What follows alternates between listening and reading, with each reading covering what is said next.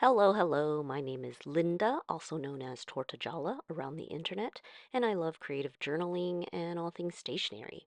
And today I wanted to share my thoughts on acquiring some new fountain pens and how it all really is just my attempt to find like a really fat nib that I really like to use.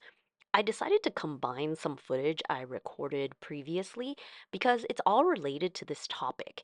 And also, I'm realizing that I sort of want to avoid like just straight up unboxing videos all the time.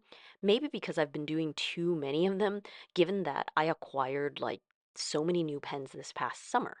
So I mentioned before that I got an Opus 88 Mini Baby Beluga pocket fountain pen. It is a goldspot.com retailer exclusive, and I just think it's a really beautiful pen. It's eyedropper, it has the see-through barrel so you can see the ink swishing around inside like it's ocean water, right, for this particular design. So definitely part aesthetics.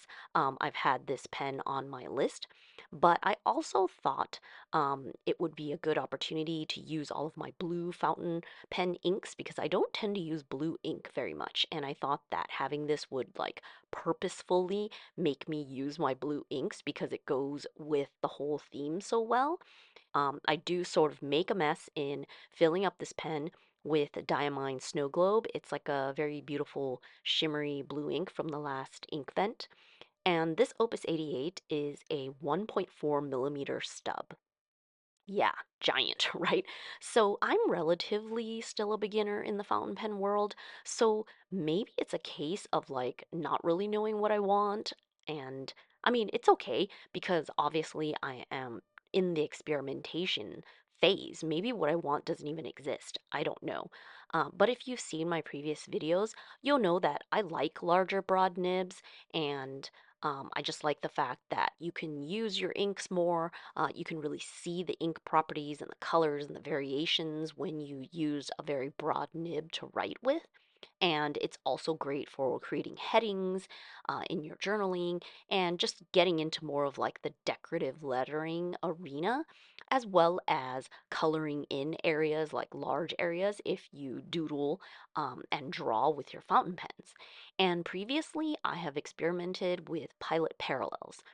There was certainly a trend, I think, because so many people were trying them out, even though, of course, the pilot parallel has existed for a very long time and calligraphers, have been using it. But there was definitely a huge learning curve. As with most things, I mean, I think I should know that already, but I had a really hard time using the pilot parallel because I tend to like twist or rotate, move my pen when I write, like just unconsciously, I guess. I also write way too fast.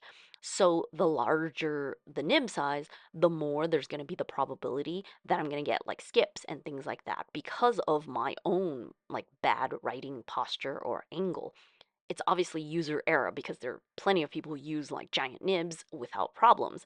Um, Part of it can also be your paper because, if you're using like cheap paper, the pilot parallel can really get caught because it's much more like sharp, if you can call it that. Um, you don't want it to like snag on your paper. And it might also be because I'm pretty heavy handed in my writing. So I'm like pushing down hard, which is like completely unnecessarily, especially when you're using fountain pens. I often have to remind myself um, to like lighten up, right? Let the fountain pen glide across the surface, and also just to write slower because, of course, it's going to yield better results. So I know all these things logically, but like it's just not my natural rhythm of writing. So I keep looking for pens with like giant nib sizes to sort of find this elusive fat nib that I'm dreaming of. And I realized like basically I'm looking for like a giant marker, but in fountain pen form. I've also been seduced many times into thinking I want a flex nib, but actually, no, I have no skill. So that is not going to help at all, right? So ultimately, it made me realize like, it's not about getting a new pen, right? Or a new nib. I have already so many, giant nib sizes. Pilot parallel, I have 3.8 millimeter, I have 1.5, this Opus 88 is 1.4, and eventually I also grabbed another like calligraphy set. It's the Schneider Callissima, which is a fairly inexpensive like calligraphy pen set. It comes with like gajillion cartridges, and I sort of wanted the inks as well. But basically, it comes with three nib sizes, 1.1, I think, 1.5, 1.8. It's about like €30, and I wanted to try it out.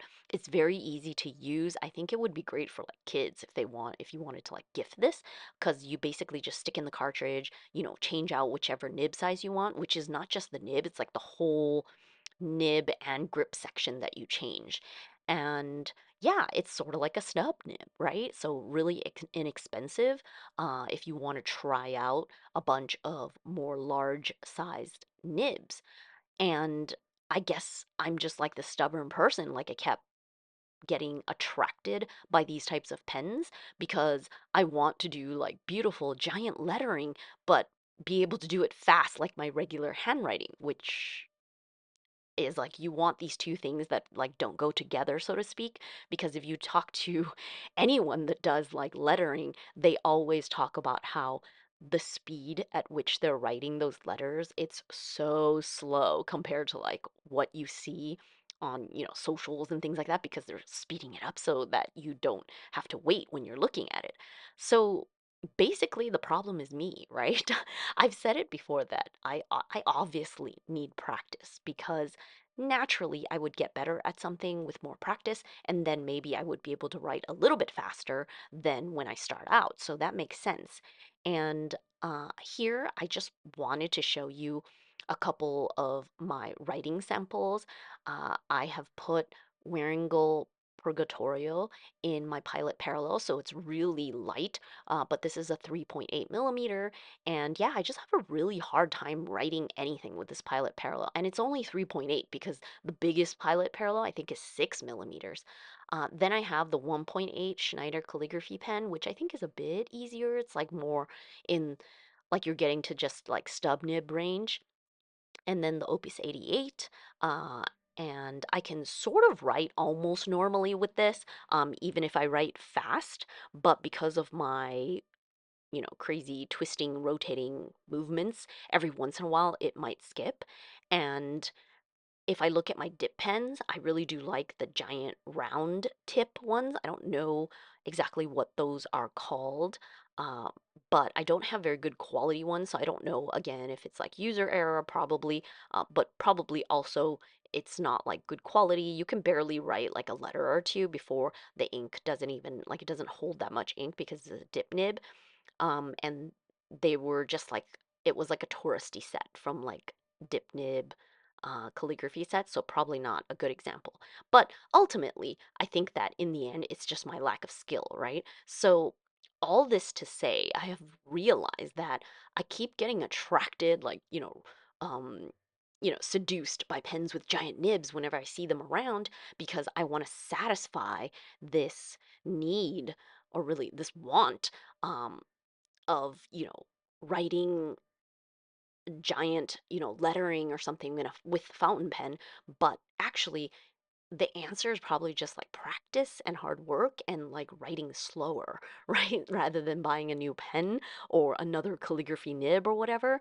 So I don't know. Yeah. Do you agree with that conclusion? I sort of have to give myself some tough love because I'm always decluttering. Like, I have three kids. It seems like a never ending cycle of like replacing things that they have outgrown, from essentials to like clothes and shoes, but also like toys, objects, things that they grow out of and don't like, they're not interested anymore. And so at the same time, I have been embarking on a stationary inventory and documentation.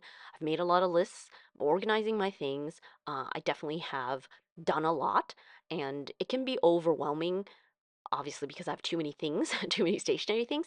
But I tend to work well in passes, so I keep going through things over and over again until it keeps getting like better and better. So I'm going to keep at it. And so all of these thoughts have definitely been on my mind. and I've been thinking about how much I use the items that I have, why I'm attracted to certain items, and like what's the, original intent? Is it really true? Is it going to work out? Um, like, should I be passing things along? Um, and am I focusing like on the wrong solution when the answer is elsewhere? I hope that by sharing my thoughts, it can help you in some way, perhaps. I'm in no way wanting to shame anyone for having things or liking to experiment with things. And I did include links to these things that I bought, but of course, I am not trying to make you buy anything that you do not need. I think that we all have to make the decision for ourselves because it's a very personal thing when it comes to, shopping. I certainly let myself indulge and have fun because this is a hobby after all. But at the same time, it doesn't mean that I would not, stop and analyze and assess the situation as well. And as we head towards the end of the year, and eventually into a new year, I think these topics are definitely top of mind for me, and the idea of decluttering, organizing, and just wanting to start the new year with like fresh perspective and having my space being more organized and having more clarity in general. I think that that is my goal with all of these thoughts and things. Yeah, if you've watched up to here, a very big thank you for supporting me on my little YouTube channel here. Hit the like button if you enjoyed this video, and be sure to subscribe if you want to see more stationery videos. Let me know down in the comments what you think. Do you like very large nib sizes? And are you interested in like lettering and playing with your inks more in that way? Or are you strictly like fine nib, just doing your classic journaling and content with that? I would definitely be interested in knowing, and also in knowing like I wonder how many of us, like, what's the range of nib sizes that most people have? Do people have all of the variety because eventually you will be curious and want to try all the things? Or is the fountain pen life really more about just straight journaling for you? Yeah, so definitely interesting things to think about. I hope you have a really lovely day. Thank you again, and until next time. Bye.